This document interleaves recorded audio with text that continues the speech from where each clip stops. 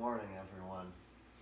You know, been contemplating the poem I was going to read today. See, there's this one called Spring is Christ.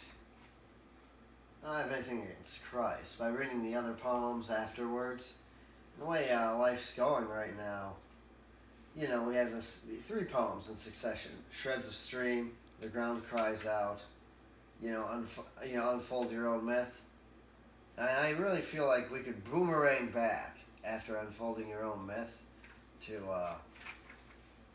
Spring's Christ, I'm just like looking at how it's reading and maybe even just thematically how I've been even quote unquote how I've just been discussing throughout this reading series. So here we go. Shreds of steam, not stream. Light again, and the one who brings light. Change the way you live. Wow. Okay. Change the way you live. Change is constant. Change brings renewal. From the ocean vat, wine fire in each cup. 2 or 3 of the long dead wake up.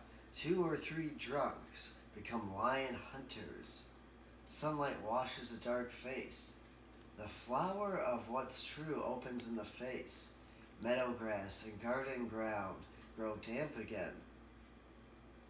A strong light fingers massages our heads. No dividing these fingers from those. Draw back the lock bolt. One level flows into another. Heat seeps into everything. The passionate pot boils. Clothing tears into the air.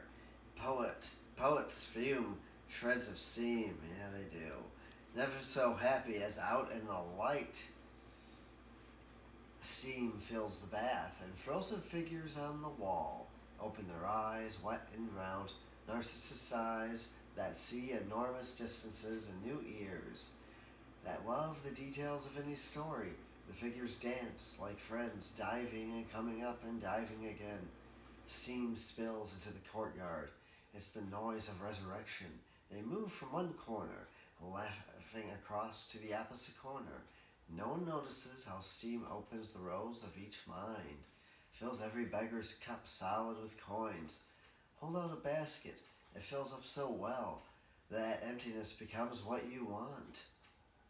That emptiness becomes what you want. Okay, guys. Steam, emptiness, what you want. Change the way you live. The judge and the accused forget the sentencing. Someone stands up to speak and the wood of the table becomes holy. The tavern in that second is actually made of wine. The dead drink it in. Then the steam evaporates.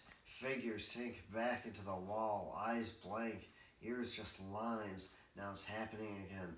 Listen, the garden fills with bird and leaf sounds. We stand in the wake of this chattering and grow airy. How can anyone say what happens even if each of us dips a pen 100 million times into ink? Yeah. Can we describe enlightenment? Or just even the revelation of being, when you're basking in the rapture of life? Be steam, it's interesting, steam, it's the ether, it affects everything, and then we realize, and then we have it, being outside of ourselves, we see that we become aware of this emptiness and the non-infinite potential, possibly. And maybe that's where it's all leading, and I don't know. Maybe it's not too. Maybe that is a sense of renewal, and maybe I am giddy, and I should be giddier this morning, but I'm not,